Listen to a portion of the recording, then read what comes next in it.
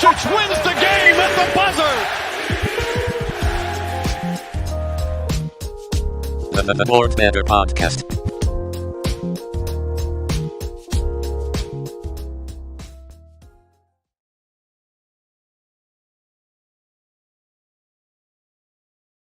By a very special guest once again. Good to have you on, Chris. Appreciate you taking the time to come and join us this side of the world and, talk some hoops again. It's been a little while since we've had the chance to link up. Absolutely, Josh. I'm always excited and happy to be here, man. I always appreciate the invitation as well. And I'm excited to get into it, man. I know that your show is it's a tad bit different, and I like the way that it's structured. So ready to jump in and dive in, man. See if we can find some winners for the day and, contribute the best way I can. For sure, my man, for sure. And like you said, the show's a little bit different. So for those of you who haven't had a chance to join in, 4 segments for today that we'll run through. Homework review, which is just taking a look at the marketplace specifically and trying to get ahead of things. We've done a pretty good job there the last couple of weeks now on the show. So hopefully that continues. We're going to do a scouting report today on my beloved Boston Celtics, deep dive into what we can expect from them going forward this season, short-term, long-term, and where the value lies in their futures markets. We'll jump into the bets we've made section, which is obviously our best bets for today. And then we'll do everyone's favorite squad ride later, which came away with a winner last time out. So squad ride out to 4-2 now on the show. No pressure at all, Chris, but that's going to be you making that decision right there. But we'll talk about that when we get to it. Let's go back to the top, though. Let's talk about our homework review section. And for today, I just want to touch on the Milwaukee Bucks, who have absolutely turned a corner. I think this is the Bucks that we've kind of all come to expect, especially under Mike Budenholzer when everyone's healthy. This is just what they do. And if you look specifically now, the last sort of week and a half, 2 weeks since Chris Middleton's been back in the rotation, even though his minutes aren't quite there yet. But that offense really has turned things around in a very notable way. And this is what they did to bad teams in the past. If you look at seasons gone by, they would just blow the doors down early, put up immense offensive efficiency ratings across the board. And I think that's what we're going to start to see from them again in these next couple of weeks as well. So like I said, specifically these last sort of week and a half, they played Detroit, Indiana before they got Halliburton back, and the Pelicans, 3 teams who were sliding and heading in the wrong direction. All 3 of those games, they scored in the 90th percentile in points per possession, 90th percentile or better in effective field goal percentage, covered the spread obviously in all those games, but covered the first quarter spreads. Those, I think, are the angles to be looking at for the Milwaukee Bucks heading into this All-Star break. I think they really do put a beat down on teams who struggle, who are bottom 10 defensively, bottom 10 in net rating. This is kind of the time for them now, I think, to string together some consistency. And it seems the emphasis right now is to get that offense up and running. So, Chris, when it comes to the Bucks, do you think that's going to be the case now these next couple of weeks? Is there an opportunity for us to get ahead of the market in taking, whether it's their team total, whether it's their first half spreads? Are they the best ways to attack Milwaukee right now that they are fully healthy? And it seems like going to go make a real run at this and push Boston for that 1 seed in the East. I would absolutely agree, Josh. I don't see a reason why. I think, minus Bobby Portis being injured right now, this team is clicking on all cylinders. We know getting Joe Ingles back recently has also only added an upgrade to that secondary unit that they have. He's, still a tremendous playmaker. Not much of a defender, but he can, get guys in the right spot. He can definitely still knock down some, wide open shots as well. And his facilitating also takes a burden off of Drew Holiday having to play extended minutes as well. And I think, big picture, Josh, for the Bucks is that this thing could break up, at the end of the year. They don't have Chris Middleton signed long term. So, a big push to, get there is what's coming right now. I also really love what I'm hearing out of the locker room from, yours truly, Giannis Antetokounmpo, talking about putting his foot on, pretty much all the other opposing teams' necks, pretty much is what he's saying, what I'm hearing, out of the locker room. Just his ability to never be he doesn't want to be considered as a player that's ever, not locked in and becoming complacent. He really wants to continue to, just win the games and play the right way and always continue to get better. He talked about, it being that way for Jordan and players like Iverson and players like LeBron. And he mentioned Steph Curry in a recent interview as well. So I would absolutely agree with that, Josh. I think their offense is hitting at a really, really, good clip right now. And I don't see them slowing down anytime in the near future, especially as home favorites against some of these weaker, level competition type guys. Giannis just had 53 points last night. This dude is he's on a tear. Granted, all the offense that they have, and I think there's some. The last point I'll make, Josh, I think there's still some room for them to get better, because we have seen some inconsistencies from some of these 3-point shooters, right? They have guys like Wesley Matthews that can come in and knock down shots, the Pat Connaughtons, the Grayson Allens of the world. So I would only be able to agree with you there, Josh. I think we absolutely take advantage of that. I remember last year, Bucks first half was like an auto bet during a certain part of the season. So I can see that happening again, Josh. Absolutely. Yeah, I think that's basically where we're at right now in the season, like you said. So my biggest homework review, like I said, the Milwaukee Bucks first quarter potentially, but definitely first half, and team total looks against bottom half teams who are sort of bottom half in net rating, bottom half in defensive efficiency. They're going to really get that offense to click, and I think that there's a really good opportunity to stay ahead of the market. So that would be my strong suggestion heading into the All-Star break, is to really keep an eye on them taking advantage of those spots.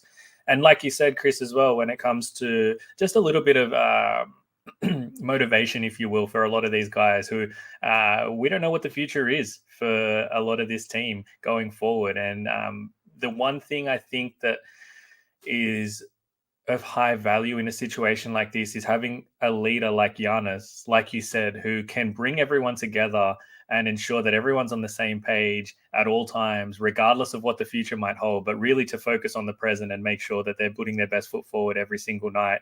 That goes a long way, because as we've seen today, the flip side of it is you get someone like Kyrie Irving, who seemingly is on the same page, but then decides that he doesn't want to be on that page anymore and he's going to go do things his way. So look, I think that's probably the biggest difference right now, is having a leader like that who can ensure that the locker room is unified and on the same page going forward, versus one that might be in it for their own personal reasons. And I think, like you said, when you have guys like Chris Middleton, whose future is sort of uncertain to a certain extent, making sure that they are very much engaged with what's going on right now and not worried about their own personal gains goes a very, very long way in these situations. So for me, short term, like I said, opportunity on the Bucks in the marketplace, first half spreads, team totals against these lower teams.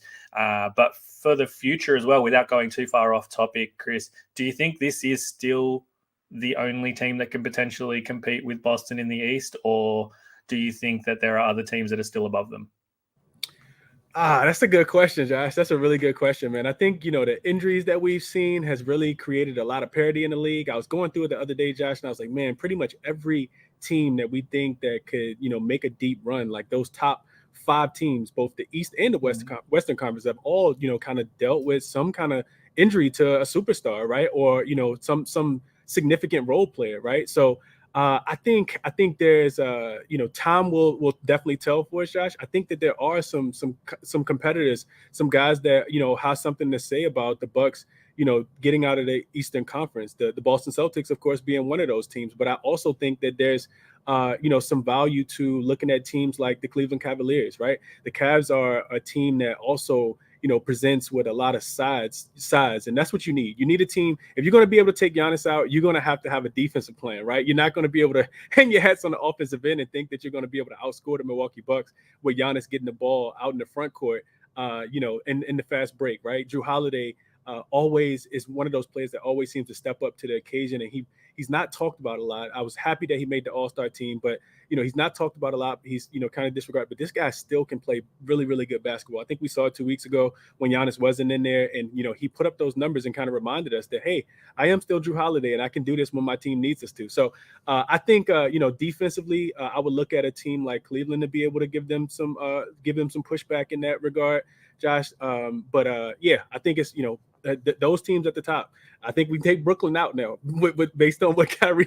We have to take them out, right? We have to, even if they stay together. I think we have to take them out. That the fact that this report's come out might just be enough to really break up any momentum that they would have had.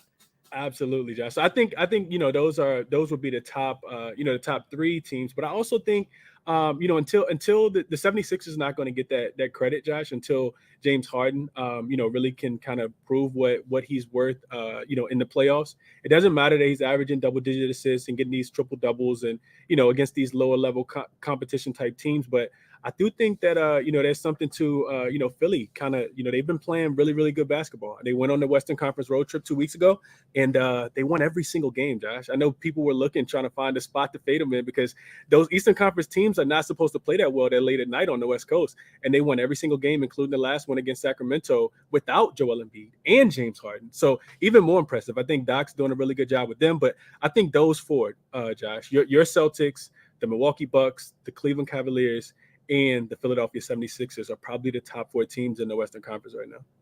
Yeah, fully agree with that. Quick one in the chat as well from Zachariah, our guy. Does Greek make the people around him better? For me, it's absolutely, not just because of what he can do in terms of helping create for them, but he's the type of player who just garners so much attention on the floor, and that defenses basically have to essentially double him, especially in the playoffs. You have to double him at some point.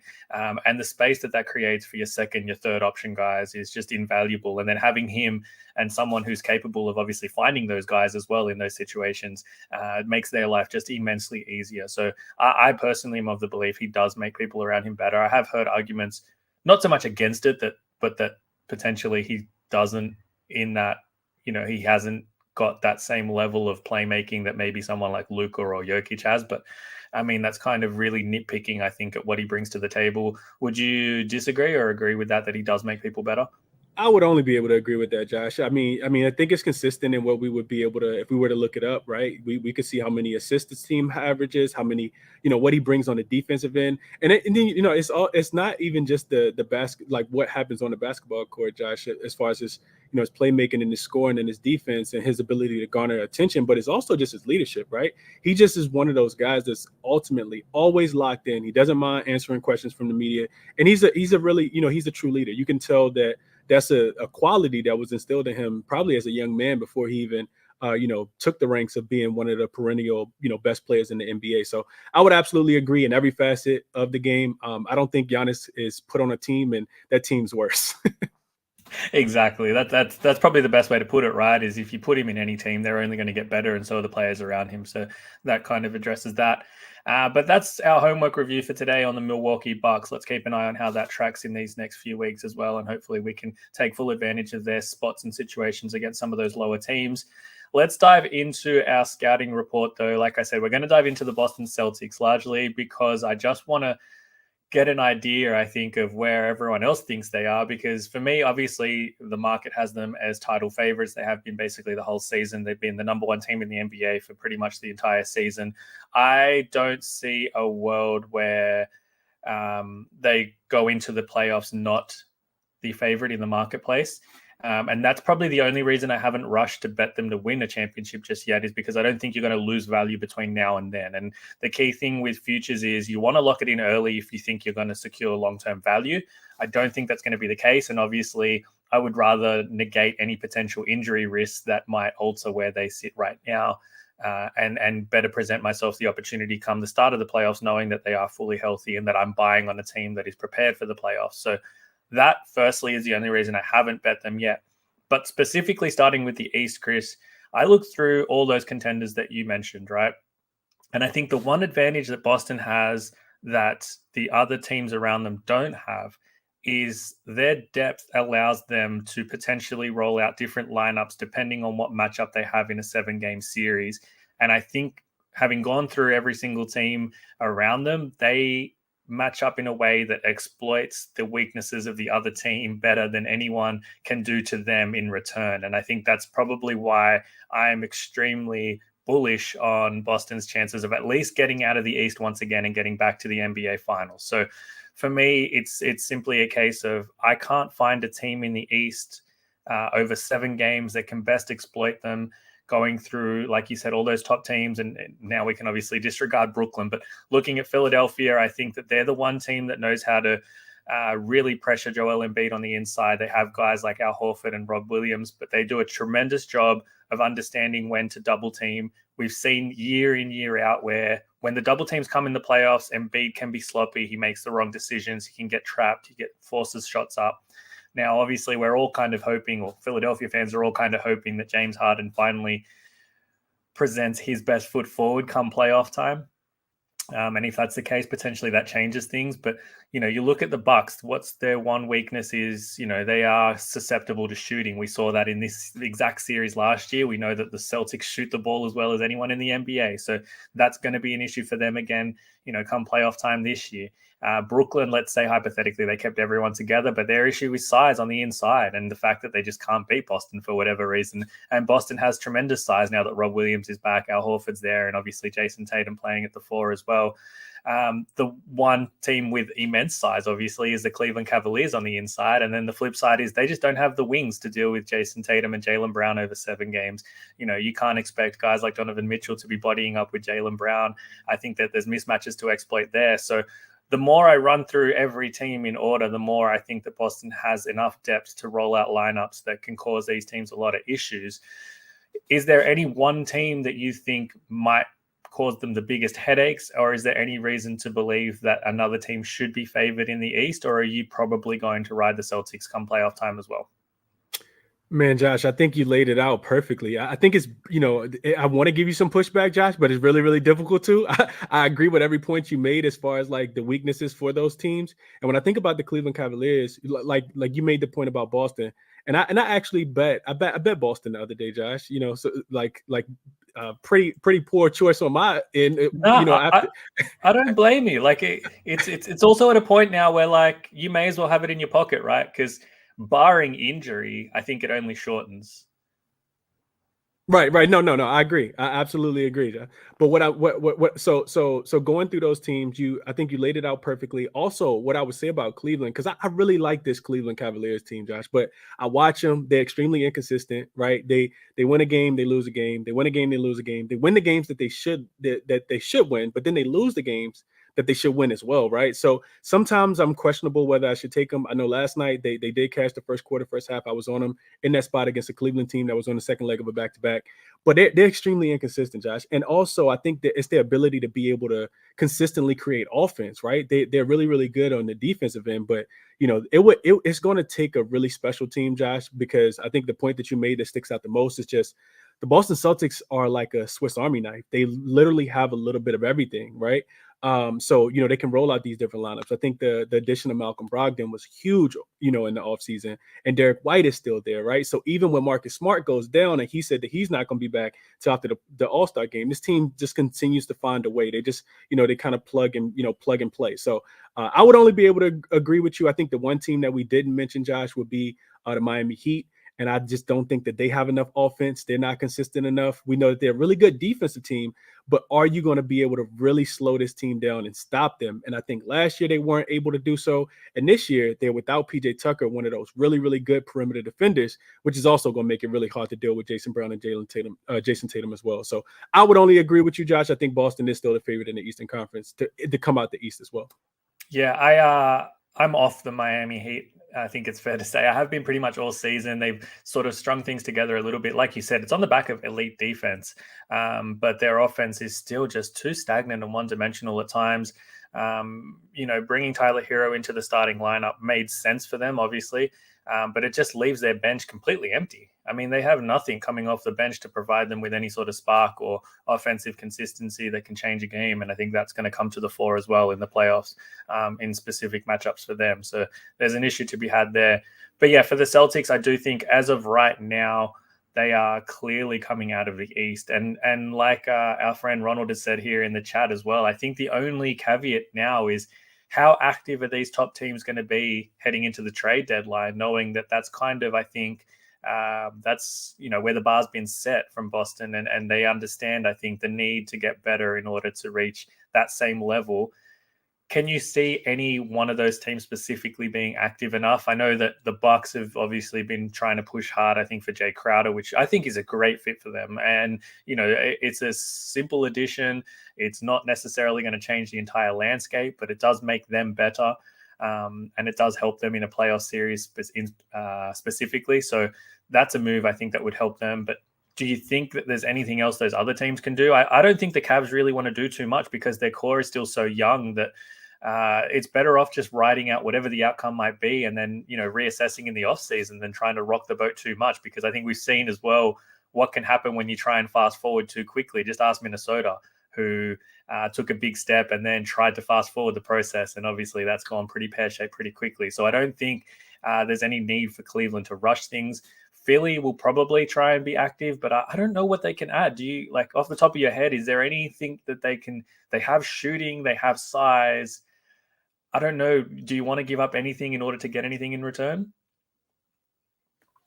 My answer to that would be no, Josh, because I think Embiid does a lot for that team, but I think they need him to do everything. I mean, you have a guy, you also have like a big contract in a guy like Tobias Harris, who is getting paid this really large amount of money, like Embiid and Harden type money. So it's going to be really hard to move anyone. I think that they are. I think they like their chances this year, but I don't think that is quite enough. I don't think that they make any significant moves either, Josh, because there's been a big chunk of the season where they've been without Harden or they've been without Embiid or both at the same time. So when those guys are on the floor and are healthy, they're really, really good at home specifically, which is why they're third in the Eastern Conference right now. But I don't see them going out and really changing this roster too much. Doc Rivers a really old school type coach. He doesn't really make a lot of moves before the end of the deadline. So I would say no. I also think, Josh, I've been, reading into the Celtics and they're still trying to acquire other bodies as well. Jakob Poeltl being one of the guys, listening to Brian Scalabrine this morning, who follows that team really, really closely. And, he calls the games for them. So I would say no, Josh. And the Celtics also understand that, there's potential for them to get better as well. I think, the front office understands that. So they're also still trying to get better as well. But I don't see anything big happening, at least that we know of, Josh, from any of these teams. And I would only be able to agree with your assessment on the Cavs. This team, if they don't win this year, I don't think that they'll look at that as a failure because it is their first year together. And we know that it takes about a year. Even when LeBron goes to teams, he typically doesn't win on the first year. Darius Garland is so young still, right? Evan Mobley is still developing as well. So you're right about the core. I would only be able to agree with that. And the Cavs, I think they'll, I don't think they'll rock the boat. They'll keep it steady and try to make another run at it next year if they're not able to get there this year. Yeah, exactly. I think everyone knows the glaring weakness on the Cavs roster is another wing, right? It's a real traditional 3-and-D guy, someone that can fit in and help them defensively, but they can actually space the floor for them as well and give them the spacing that they need for when Garland, Mitchell are able to drive and kick, and for the big guys as well to operate on the inside. So for them, it's just about, like you said, it's about reps. Get those guys reps. Get Mobley, get Garland reps in the playoffs. Get them familiar with the environment and the atmosphere, and then you build off of that. So no need to rush it whatsoever. The only other teams in the East, I can see a couple of comments in the live chat. The Hawks, the Knicks, do you see them making any noise? I obviously don't see that there's a pathway for them to win the East, but what's their ceiling potentially in the East? I mean, I want to be a Hawks believer. That offense, I think, has the potential to be as good as most teams, but they just can't defend. And, as much as DeJounte Murray sort of alleviates their perimeter issues where Trae Young was just a turnstile, especially alongside Bogdanovic, there's only so much he can do. I like DeAndre Hunter. I'm a big DeAndre Hunter believer. One thing I don't believe in, though, is his health. The guy just cannot consistently be available for more than 2 weeks at a time, it seems. And there's nothing that suggests that, come playoff time, he's going to be 100% healthy and available every single night, which they need him to be. John Collins is probably an above average defender that doesn't get a lot of love, but he could be on the trade block. He's been on the trade block seemingly for 2 years now, but it might finally be the time where the trade gets done and dusted. And I think they've come to accept that maybe they're not going to get the return for him that they wanted, but they can still get a lot in terms of retooling and repiecing this roster in a way that probably better utilizes what they already have. And that in itself should be a win. I'm not a Knicks believer in the slightest for one big reason. Tom Thibodeau is not a good coach, guys. Like, this is what he does. He comes into a team, he makes them better immediately, and then he hits this ceiling and he cannot take them beyond that level of play. And that's where we're at with the Knicks. This is as good as it gets until you get off of Tom Thibodeau. Obviously, the roster still has its issues and they can still get better in their own right. I think they need to get better and potentially just try and part ways with Julius Randle, because I don't think that's going to work long term. I think you have your long-term star in Brunson, and you've got a piece around him now to really get the best out of the rest of that roster. But those two teams, for me, I don't see them getting past the first round almost regardless of who their matchup is. Do you think that there is a sleeper potentially in the East where maybe one of these big teams could be out in the first round, or do you think it's just going to be straightforward for those top four that you spoke about?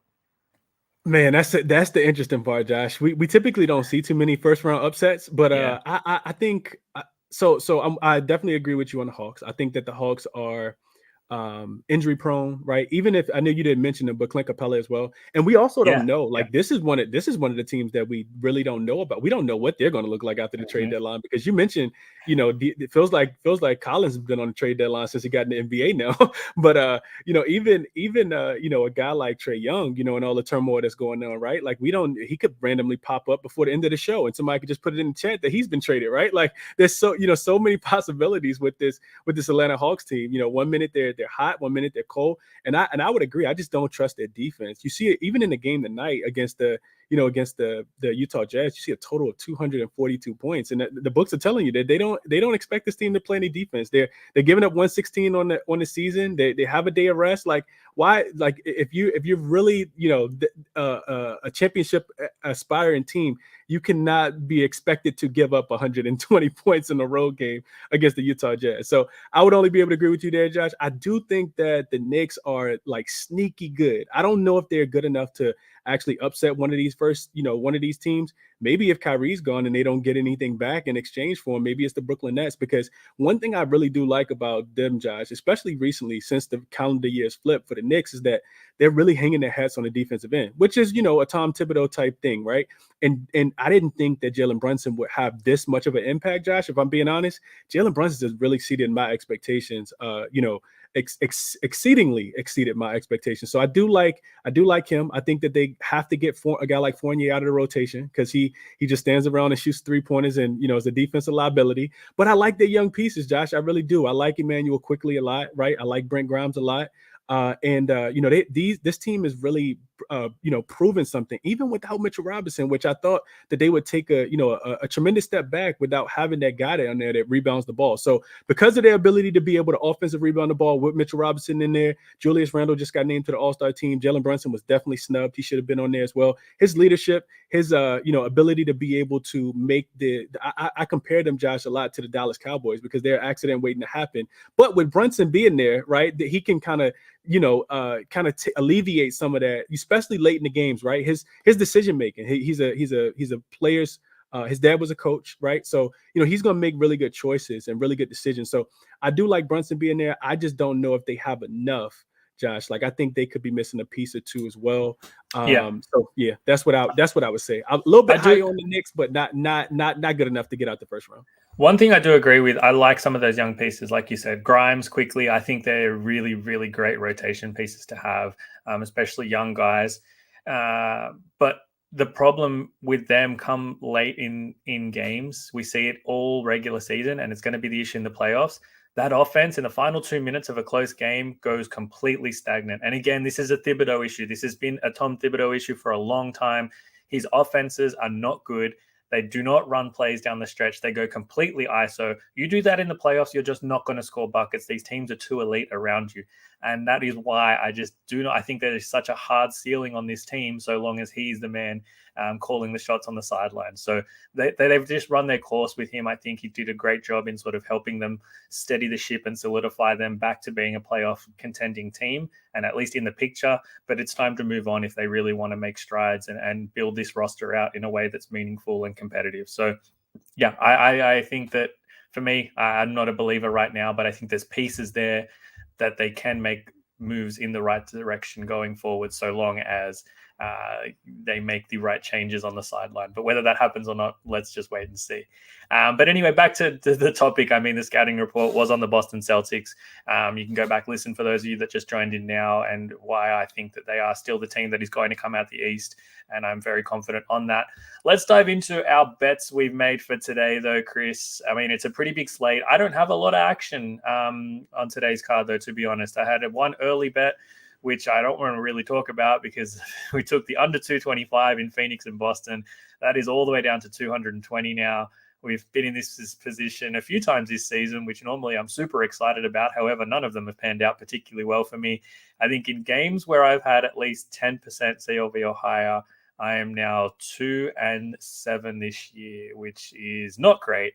Look, the good news is it's got to flip eventually, right? So if we keep getting these positions, we should start seeing these cash. But I do still like the under in Boston. Phoenix, Cam Johnson now out for the Suns, I think hurts them a lot. He does so much for them offensively with the spacing that he provides, and the pressure that forces in on the defense and helps unlock things as well for Ayton in and around the rim. Both these teams play very slow, and I touched on the Celtics in our homework review a couple of episodes ago, where when Marcus Smart's out of the lineup, the pace of the Boston Celtics goes down drastically. The spacing goes down drastically. It's a lot more ISO ball as well. The number of assists, the percentage of assists goes down by almost 5% as well. So I think that this is going to be one of those games where it's a lot of half-court basketball. And if the Celtics do get into that habit of playing a lot of ISO ball, the Phoenix Suns defense can absolutely shut that down in a pretty big way. Obviously, they're going to want to put their best foot forward after what happened to them in Phoenix when they hosted the Celtics a couple months back now and lost by, was it 40 points? Seemingly was 50, 60 points at one point. But I'm also on the Washington Wizards, -3.5 today at home to Portland, another team that I've sort of championed about on this show. The Wizards fully healthy. That offense is really, really scary and underrated. The Blazers defense is not good. No Yusuf Nurkic today. Gary Payton also popping up as questionable now with illness. I think that matters a lot for their rotations just because they are so thin as it is. So I think the Wizards' role here at home, I don't think that the Blazers' defense has enough to slow them down. I think Washington's defense stacks up pretty well against this Portland offense, where a lot of what they do is on the perimeter. Washington top 5 in both 3-point frequency allowed and then 3-point efficiency allowed as well. So they do a really good job of trying to funnel teams onto the inside there. Those are my 2 looks for today, Chris. Any disagreement with those 2? And then let us know what it is that you've got as your best bets for today. Nah, Josh, no disagreement at all. The one thing the one reason why I didn't quite get there with the Wizards, even though they are one of the better teams, we always talk about fading teams off a road trip, Josh, especially in that first game back home. But the Wizards actually do really well in that spot, so I couldn't talk you off of them. The Blazers are one of those teams that's really difficult to cap, Josh. They had the 7 or 8 game road trip, homestand, and they did terrible in that spot. It's lack of defense in some games. It's stagnant offense in other games. And then some reason they go on the road to Memphis and they find a way to win the game without Nurkic and without Jeremy Grant. I can't understand teams like that, Josh. So I know both of these teams also have a game tomorrow, with the Wizards having a triple revenge game against the Brooklyn Nets tomorrow. So the Wizards do well also. I wanted to look at the under in that game, Josh. The Wizards do well though, coming back home. I think there's something like 6-0 when they're traveling from road to home. And they also are super rested. They do extremely well as far as flying over their total when they're rested as well. I want to say there's something like 6-0 to the over, playing on 2 days rest or more as well. So I couldn't talk you off of that one at all, Josh. I stayed on the sidelines in that one. The under in that Phoenix and Boston game, I honestly wished I could have got the 225, Josh. By the time I capped it, it already dropped down to, like you said, like minus, under 220.5, I think is what it was at last time I checked. And I absolutely love it, man. I think you're getting 2 teams, coming in, from opposite directions. Phoenix, last game at home, they absolutely got smashed by the Atlanta Hawks the other day. They lost that game by 30 points, 30 plus points. And then, Boston, of course, just won a game by 30 plus points as well. So 2 teams, hot and cold. I do think it's something that, the spread's actually moving down, and I wish I could have got the +10, because I do think that Phoenix comes back and they show a lot of effort on the defensive end. When you give up 130 points and you're, trying to be a playoff team and you've made the playoffs recently, I do think that you come out and you play, really good defense. One thing I was looking at, Josh, was since 2020, road dogs of 9 points or more coming off a 30-point home loss that aren't playing on the second leg of a back-to-back. They're actually 6-1 to the under, 8-3 to the under since 2017. So there's some support for you. But like I said, by the time I was able to do my homework on this game, it was a tad bit too late. I didn't want to touch the 220 with the Celtics, being able to score 50 points in a quarter if the other team, kind of lets their guard down. It is a revenge game for Phoenix as well. But, even in that game, they had Devin Booker. So it's a difficult game for me to cap. Definitely a difficult game for me to cap, Josh. I do love your under of 225. Historically, trends will show that when teams score as many points as the Boston Celtics did in the last game, they don't score as many in the following game, and those games tend to go under. And the same thing for the Phoenix Suns. When you give up that many points, typically, you come out and you lay it on the line defensively as well. As far as best bets for me, Josh, I didn't really like the card a lot today. I know we have a lot of games, but it's not a lot to really like at all, man. I agree, man. Yep. I think one of my really strong looks, and to be completely transparent, I haven't placed a bet in the NBA today, Josh. I have not. But one of my strong looks would I'd be looking at the the 76ers traveling to San Antonio today. I know that the line is 10, and I don't think that the market quite adjusted to Trey Jones being ruled out in that game. Yeah, he's a big playmaker for them, and him being, he was listed as doubtful. Jeremy Sohan's also been ruled out, and to be added with Devin Vassell and to be added with Romeo Langford. So that's a lot of offense that these guys are going to be missing. I think looking at the Spurs team total under, I think it was 112.5 is a really solid look. We know that the Pacers don't, we know that the 76ers don't play with a lot of pace, even though their games do fly over the total on the road. I think that they come out here and try to establish themselves earlier in the season. I think it was the first week of the season. The Spurs did come into Philadelphia and beat the 76ers. So, I think a team total for the Spurs to go under, or, just taking the Spurs minus the 10 would probably be my best bet if I had to give one out for the show, Josh. But I don't have either one of those in my pocket. Little more work I'm going to do, and then I'll end up placing those. I've also not placed a lot of bets, Josh, before. I know you're a big CLV guy. I actually like to wait until, 2 minutes before the game so I can make sure everybody's actually in. And because we've been manipulated all season, Josh, with the injury reports, man. It's atrocious. The CLV is something I've never seen before, Josh. Like, you should absolutely be, 7-2 versus being 2-7 with the CLV that you're doing, especially trying to get your work done early. And it's something that we've never seen before, Josh. It's really wild, weird, man. Yeah, Spurs team total under, Josh. I think it's 112.5 is what I saw. Books are anticipating this game to be about 122 to 112, and I think the full game goes under, which is why we see the total drop from 235 down to 233.5. And I also think the Spurs team total goes under as well. I love that look, Spurs team total under. I might still get involved in that one as well. I've been looking at that game specifically. And like you said, when you take out Trey Jones, and Jeremy Sohan has been so good for them this past fortnight. I don't know if people have paid attention, but the offense he's been providing, like his development in such a short period of time as a jump shooter is really, really impressive for a rookie. I'm a huge Sohan fan. I love what he's doing with his game in San Antonio and the developments, like I said, he's made in such a short period of time. I think he's got a super bright future in this league. But yeah, with Trey Jones out as well, it just makes a huge difference. And looking at lineups where there's no Trey Jones, no Jeremy Sohan specifically in the lineup, the offense for San Antonio are 111.4 points per 100 possessions. That is not good. That is a 25th percentile in the league. And there is not a single one of their 5-man rotation lineups that possesses a positive net rating either in those situations. So it could be a really tough night for them. If you want to build off of narratives as well, I think James Harden's probably a little pissed off that he wasn't in the All-Star game. So, I think there's points to be made, like you said, the fact that as well that Philadelphia did let San Antonio sort of stroll in and put on a bit of a beatdown in Philadelphia in a spot where everything lined up for Philly that game. It was such a favorable spot for them in the middle of a trip for the Spurs. So I love that look. Team total under for San Antonio, or some sort of angle on Philly for me for sure. Let's dive into our squad ride before we do wrap up, Chris. It is time for everyone's favorite segment, so buckle up and let's get ready. You're very confident, I'll say that. But you shouldn't be.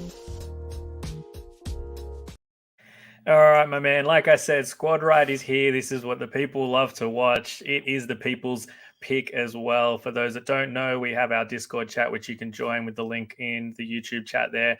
Join the conversation. Our community puts forth their best bets for the day. I'll read them all out to you, Chris. You tell me which ones you like and which one you think is the best official squad ride for today for everyone to hop on board. We are 4-2 on the Board Bettor show with the squad ride. We got back in the winning column last time around. So I'm going to hit you with everything that they put forth. Take a moment to digest them. You can go through them individually, and then you let me know which one you think is the best bet and the one that the squad should be locking in together. So starting off, we have Spurs Sixers first quarter over 60 points. Washington Wizards first quarter -1. Hawks Jazz first quarter under 62 points. That's a brave one. Mason Plumlee over 27.5 points, rebounds, and assists. Another one for, sorry, we won't double up. Toronto first half -4 against Houston at Houston. And then a couple of more player props. Şengün over 9.5 rebounds today against the Raptors. Anthony Edwards over 3.5 3-pointers made after he too was given an all-star snub, in my opinion. But those are the official squad ride selections that have been put forth. Chris, which one of those stands out to you the most, and which one are we officially locking in? Those are really good, Josh. I like a few of those, man. I really do. I like a few of those. I think the one that jumps out to me the most, Josh, is probably Anthony Edwards. And it's for a few reasons. It's not just because of, the narrative is that he didn't get it. And I watched the video, he genuinely looks like he didn't care that he made it. But I think that there's some, I think there could be some underlining there. I think the Minnesota Timberwolves present a really difficult matchup for this Orlando Magic team, and it's slightly because the Orlando Magic don't defend the 3-point line as well as they probably should, and they typically give it up to that small forward position. I see this game as being a really, really closely contested one because the Minnesota Timberwolves do have the Denver Nuggets on deck. And they also just been playing a lot of overtime games here recently, Josh. Like they've had 2 overtime games here recently, one against the Kings, and then they went to overtime in their last game as well against the Golden State Warriors. So I think, some tired legs. He's also just put on this really, really, weight of carrying this team. Him and D'Angelo Russell, Naz Reid, they're Rudy Gobert's been in and out of the lineup. Of course, no Karl Anthony Towns. He's taking his game to another level. I think if he had done that, maybe a month or 2 earlier, he probably would be in the All-Star game. But this dude's averaging over 30 points. So I think he's the guy. I think he's the guy, Josh. If I had to, squad ride player today, let's take Anthony Edwards over his 3.5 threes. Hopefully that's plus money as well. I think I looked at it earlier. It might be plus money. I think it is plus money. It most certainly would be. Anthony Edwards over his 3-pointers made, the official squad ride. I like it a lot. I'm just a huge Anthony Edwards fan. I'm super annoyed that it's taken this long for him to hit his stride this season, mainly because I had him for most improved before the season started, but also just because I'm also kind of frustrated with the Timberwolves team, whether it's, coaching or front office as a whole, for not just giving this guy the keys to the team after what he did in the playoffs last season. It was really evident that this is the guy, this is your, the future of your franchise. And yet they still wanted to make significant changes and then still insist that this is Karl Anthony Towns' team, which I don't believe it is whatsoever. So, to see Towns out of action and then to see Anthony Edwards step up in the way he has, especially over this past month, has certainly filled me with a level of belief that I think they are eventually going to move in the right direction now. They've seen it enough and consistently enough. They're going to try and shop D'Angelo Russell before the trade deadline. That's pretty well known to everyone, including D'Angelo Russell, I think. But, what happens, I think, going forward this season, it doesn't matter so much as what happens for them in the years to come under Anthony Edwards' leadership. And I think he's taking all the right steps to cement himself in that role and position. So huge Anthony Edwards fan, going to be a bigger one today for the squad as well. I'm cheering for you guys. Anthony Edwards over his 3-pointers made today against the Orlando Magic. And like you said, the matchup does give him a pretty significant advantage, I think, here. Let's see if we can move to, it would be 5-2 for squad ride. So no pressure at all, Chris, but the last guess on here fell flat. The squad holds grudges, man. The squad holds grudges. I'll tell you now, you're going to be copping some smack talk in the Discord chat if you lead them astray. But fingers crossed we get there for today. Look, that's all for today's episode, though, guys. We will wrap things up. Appreciate everyone, as always, in the chat for joining us. Please do drop us a like and a thumbs up if you are watching this on YouTube. Leave a nice review on Spotify if you're listening to this back. Chris, my man, I appreciate you taking the time. Just quickly before you do bounce, let everyone know on this side of the world that might not have come across your work where they can find you. Yeah, absolutely, Josh. First and foremost, man, I just want to thank you for the opportunity. I always enjoy the show whenever I get a chance to listen in. Really, really enjoy the work that you do, your analysis, Josh, and always, willing to come back and talk hoops with you, man. I really, really enjoy it. Appreciate you, Josh. And thank you for coming on my show as well, all the times that you have. But yeah, all my work can be found on Twitter, at Crispy Captain, 2 P's, 2 N's, as you guys see it. I'm doing a morning show. Me and Josh talked about a little bit earlier, doing a morning show to trying to get ahead of the lines as well. 7 a.m. Eastern time. And then I also do a show that I'm about to start right after this show at 5:15 Eastern time as well. The Crispy Captain NBA show live on Twitter and on YouTube as well. So, everybody's free to join. If you guys have plays that you want to share. So, it's an opportunity for other, to showcase other cappers as well, to share their looks as well. So Best of luck to everybody tonight. And, squad ride. Anthony Edwards, 5 3-pointers made tonight. We getting it done tonight. Let's go, Anthony Edwards. Appreciate you, Josh. Appreciate you, my man. Thank you again, everyone. Best of luck with all of your bets today. We'll be back next week for some more board better action and some more great guests as well to join us, no doubt. Good luck, and we'll chat to you all soon.